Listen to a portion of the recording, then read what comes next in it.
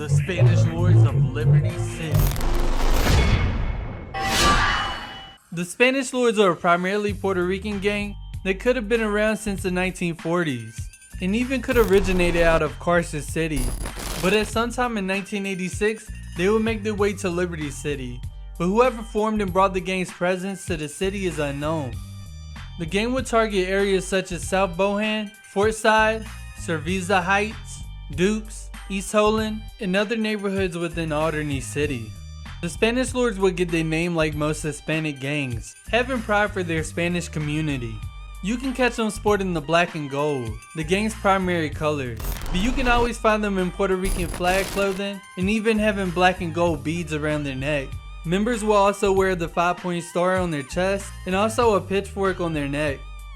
Now these symbols mean that they could be under some type of gang alliance higher than themselves, possibly even being linked to the gangs within Carcer. Within the criminal underground of Liberty City, they will control the streets with extortion, drug trade, arms trade, drug trafficking, and prostitution. Now they will enforce their way of life carrying knives, SMGs, and pistols. They will gain a lot of enemies within the streets, such as the Liberty City Triads, the McReary crime family, Elizabeth Torres, Armando Torres, and Harik Barbas. But making enemies ain't easy. They will end up tying flags with the North Dominican drug dealers, Playboy X, the Korean mob, the Yardies, and the Angels of Death. In 2008, the Spanish lords and the Angels of Death would meet up at an old hospital in South Bohan for a drug deal. The deal would end up going sideways due to them being attacked by two people, which ended the relationship between the two groups and they parted their ways. The gang would end up breeding some of the most well-known criminals within the inner cities. Fernando Tisdale, a Liberty City Spanish lord known for his role in human trafficking, was wanted by the Liberty City Police Department for a while, hiding out in the Huff Beach area in Broker until 08 where he would receive gunfire, leaving him dead on the spot. The Trunches brothers. The Trunches brothers are 3 Hispanic brothers all belonging to the Spanish lords gang. At some point during the Triangle Club's owner's incarceration, the Trunches brothers would take over the club for themselves, using it as a front for their drug operation.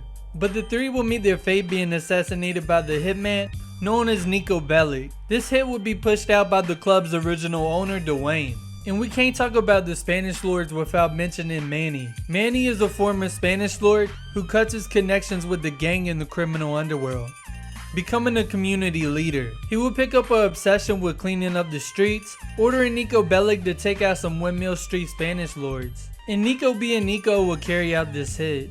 Manny will ask Niko one more time to help him with his problems.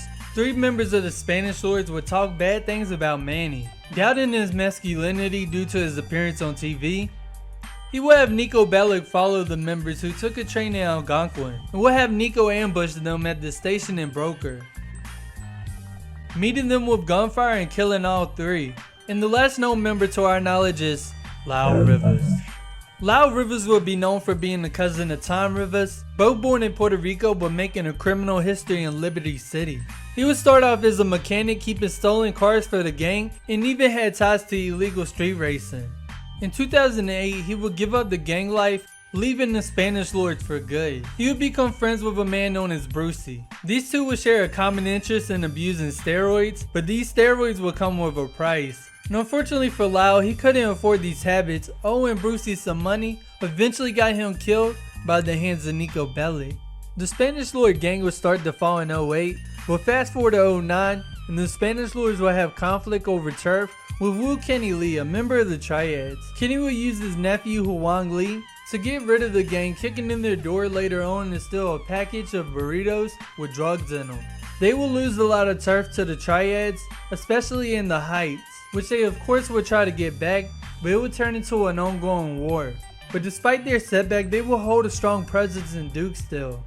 And they will remain in conflict with Kenny for a while, trying to extort the Asian gang by knocking down some of his businesses. The Spanish lords will lose a lot and still will lose a lot to this day, but they still hold a lot of respect in the streets of Liberty City. Still to this day, I'm sure you could find them on the streets ready to attack on sight, because that black and gold will never fold.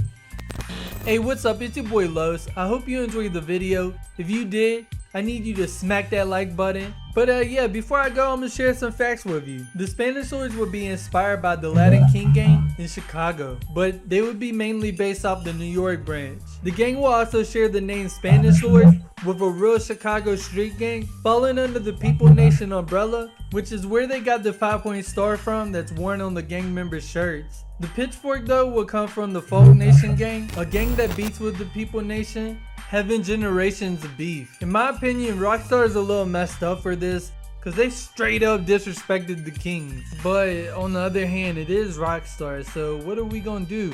But if you already knew that, let me know in the comments below. This is your boy, LS Central, checking out.